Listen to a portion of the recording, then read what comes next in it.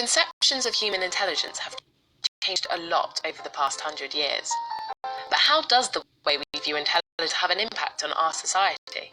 Could broadening our perceptions of what it means to be intelligent change how we view human potential and ultimately make us more successful at solving the problems facing the world?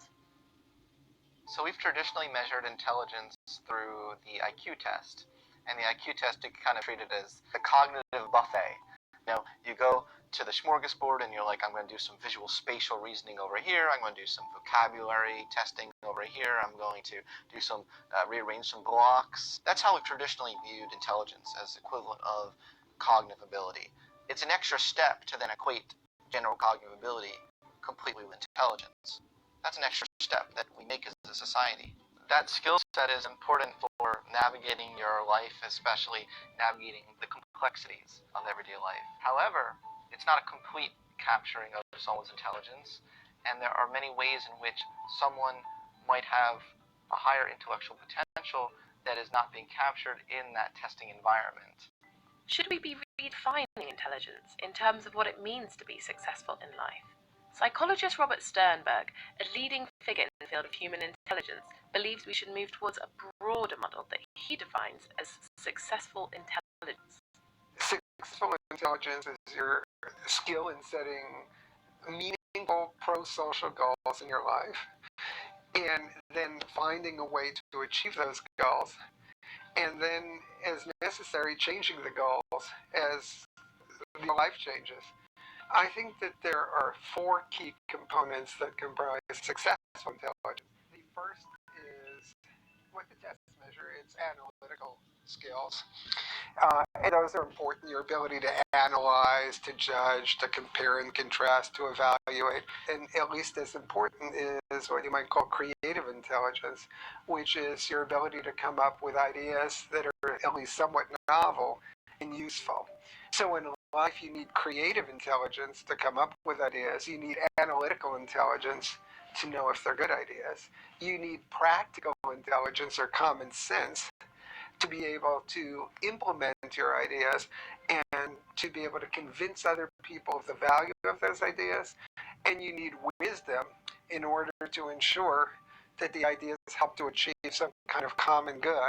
We have done studies on 4 continents. If you look around the world, the conceptions of intelligence are much similar to my conception of successful intelligence than they are to the narrower conceptions that are just looking at academic intelligence. Let me give you an example.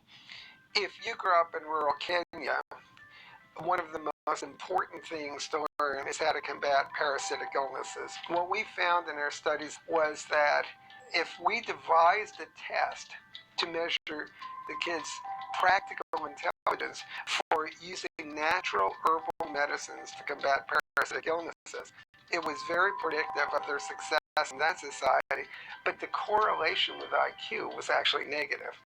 And negative means that the better you did on the practical test, the worse you did on the academic test. And the reason for that is that in that society, the smart kids leave school early. If you're smart, then someone wants to take you on as an apprentice. If you're not perceived as smart, you stay in school.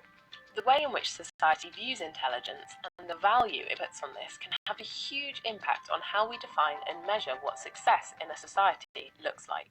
Our society, interestingly enough, I think, places too much value on general cognitive ability and sort of that ability to what some psychologists call the shotgun approach to intelligence, where it's like you sit down and there's like a shotgun in your head, go, be intelligent, and wouldn't that make anyone nervous and maybe not be at their optimal in terms of intelligence? And you have a lot of students who are falling between the cracks in our very outdated notion of what it means to succeed in life. I personally view the concept of intelligence as broader than just general cognitive ability, although I include general cognitive ability as part of it. I also include intellectual engagement and intellectual curiosity as really important core part of human intellect. We certainly have a lot of smart people in terms of general cognitive ability, people who can apprehend and understand and reason in some capacity, but we're really lacking in people who want to understand other people's perspectives, want to really get at the truth, regardless of their ideology or personal prior belief. If I had to choose, a couple extra IQ points for society, or a heaping dose of intellectual curiosity and humility, I think we could go with the heaping dose to make society a better place.